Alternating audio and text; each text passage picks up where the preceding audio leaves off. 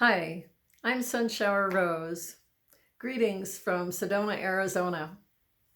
Well, I want to welcome you to kind of a compilation of things that I do. I'm pretty artsy, went back to school as an adult, got my degree when I was like 32 in art. But I do a bunch of other stuff, just like you guys all do too. And so hence people end up calling me a multi-talent, whatever that means. So today, I'm going to show you about unveiling your dreams. And involved with that is some of my art from the time that I produced a PowerPoint, 2009. And some of my art is there in the main gig of what you're about to see. So 2009 and earlier. But I've also thrown in some stuff that's been more current, in the last few years. So here we are in 2020, and I'm going to be showing you just through conversation. You're going to see I'm going to have a few characters rolling. It's going to be quite funny too, and yet poignant. I would like very much for you to come to understand that yes, your dreams that you have every night of your life that you may say don't really happen, well, they do. And I'm here to help you remember them and learn how to translate them and just be a springboard for you so that you can end up understanding the language of your own dreams. It's real important. Oh, somebody told me I should tell you that I ended up designing the City of Sedona logo. Yep, that was me back in 1988. And they're still using it. Here we are, 2020. Well, I hope you enjoy coming down this rabbit hole with me called Unveiling Your Dreams. Welcome to Unveiling Your Dreams.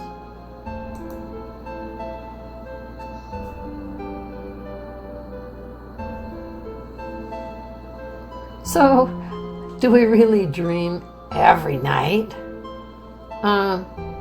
Yes. Oh, I rarely dream. I haven't had a dream since I was like 12.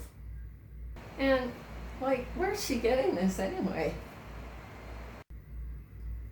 Yeah, right? Who gives? Many folks don't think they dream often or at all.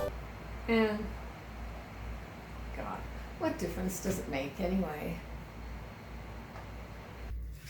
That's what I'm saying. But what if our dreams were trying to offer us guidance every night of our lives and we missed it?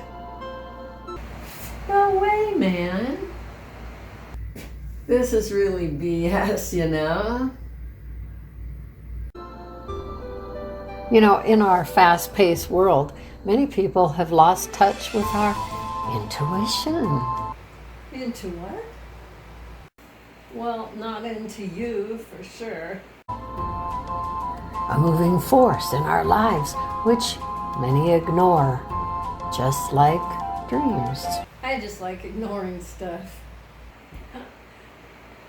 Yeah, it makes you kind of feel important. Dreams are so bizarre. Like things are out of sequence. Well, I had a dream once, and I was like floating in the air. Yeah. Then I had another dream. Yeah, and I was underwater, and stuff was just floating by me. So, did you wet the bed? Shut up. Sometimes they're even downright scary. The fairy and the angelfish, like who's in whose space here? That's kind of dreamy like. Yeah, and places you've, quote, never been before?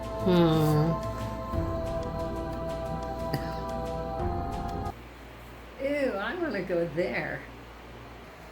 Yeah, looks kind of familiar though. So much goes on in dreams. So stupid. I think that's why they're so hard to remember. My goodness, it's like many stories in one little short time span. How can you even keep up? Yeah, who'd want to anyway? Sometimes they're very sweet, aren't they? And then things get kind of weird and they get kind of, put into the negative. I don't like it when dreams get weird on me. Thought you said you never dreamed. Yeah, well, maybe I do. Things are starting to come back to me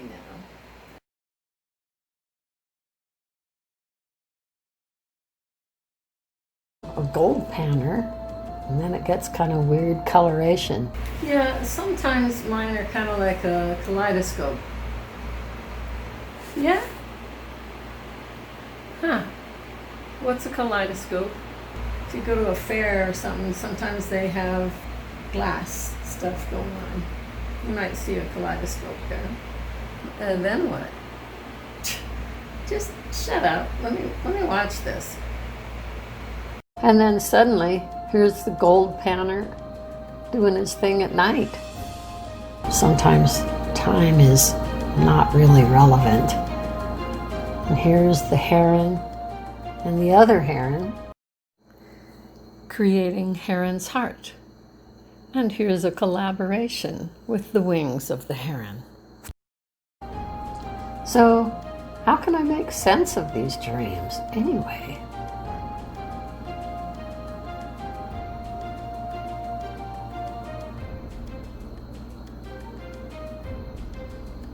Things get mirrored and turned around, and sometimes they're pretty fanciful, and things are out of place, like this lady who's part of a tree.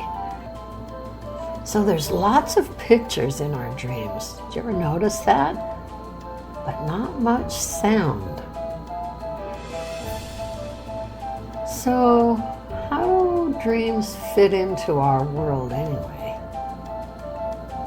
Well, let's say the universe and our minds are holographic. Uh-oh, come on, let's go. Just a second. I've heard of that before. Oh, it's holographic? Oh, you know. You've heard the term. You've seen holograms on credit cards for years. Well, maybe do a little research, because it's a scientific principle which in fact explains the oneness of all things. I mean it. Let's go. This is just getting too weird. Hang on. I want to learn about this. You've got to be kidding, right? Hey, I'm out of here. There's the implicate, which is the implied order, and the explicate, that which we can touch and see and feel. What? Huh? Okay, so the implicate order is basically like your superconscious, and the explicate order is like your conscious self, like I said, where you see and touch and use your five senses. Now, if you break a hologram, you can still see the essence of the whole image in each piece. Oh, brother. So, if the whole is contained in each part, is this beginning to sound familiar? Yeah, well, then separation is a myth. And as someone famous said in recent times, there's no place that God isn't. I think that was Wayne Dyer. What? Who's that? Oh, just Google him, man.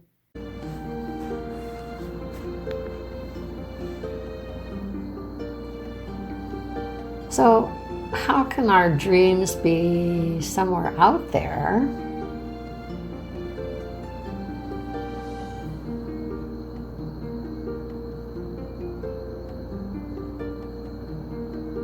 if indeed they are not only a part of us, they are us.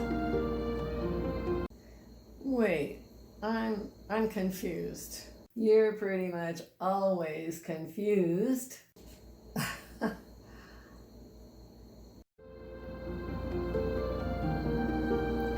We stir within us the language of our dreams. Oh God, here comes some more of that BS.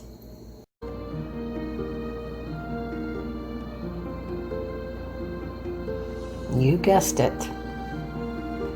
That would be our feelings or our emotions. Yeah, right?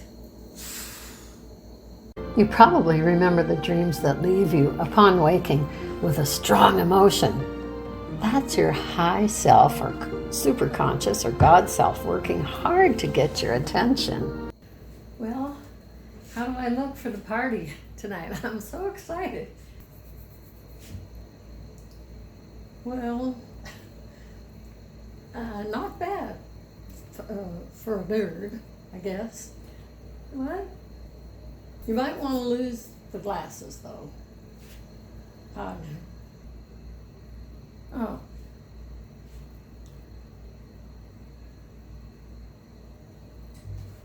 Is that better?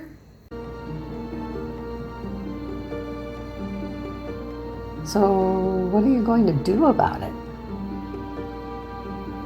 Ha! Here are your tips.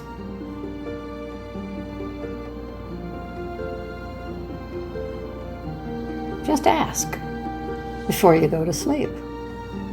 Like, first, maybe through a prayer, then coercion, like, come on, let's get on with it, and then a command. Some part of your psyche will get that. So, because you're actually planting seeds. But you gotta be consistent. Just keep up with it every night. And bring a big notepad to bed. Now place it with a pen, maybe even attached next to your pillow, or maybe even under it.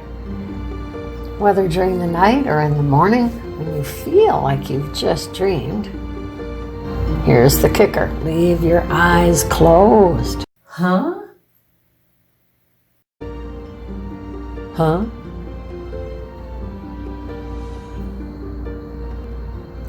While you sleep, the veil goes up. When you awaken, the veil comes crashing down. Wait, what?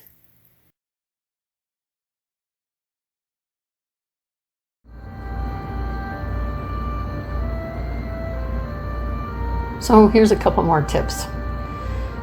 When you think you've had a dream, turn your body like a quarter turn in your bed, kind of like an antenna, and then ask your higher self,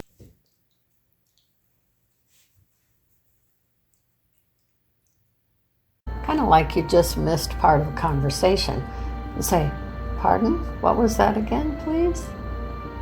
And then whatever you hear in your head, write it right now. With your dream coach, you'll learn to decipher the language of your dreams. We add the voice to the pictures in our dreams. Wait, what? By the way, all the art stuff you've seen is mine. Yep.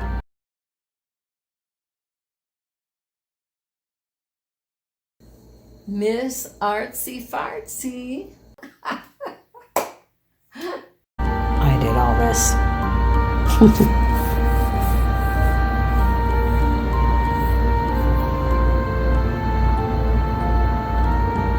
So that our higher self downloads to us every night. There she goes again. What's a higher self? By the way, we dream every hour and a half. It's proven. So it's time to really use that intuition. Into it, man. So the language of your dreams can be very subtle.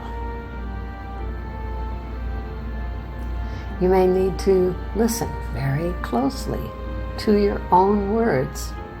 Like, put on my headphones, maybe? You are such a nerd. I would say the wording that you hear in your head about your dream that you just had is extremely important. And then note your feelings. Write them down. Maybe record them by voice. But this is the most important key to translating your dream symbols. You gonna get a big notepad? Yeah, like a big pen with a string attached, so I don't write all over my sheets.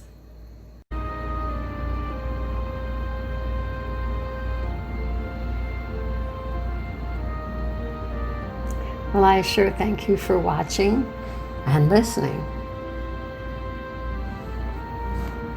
Your dream coach, Sunshower Rose. Unveiling your dreams.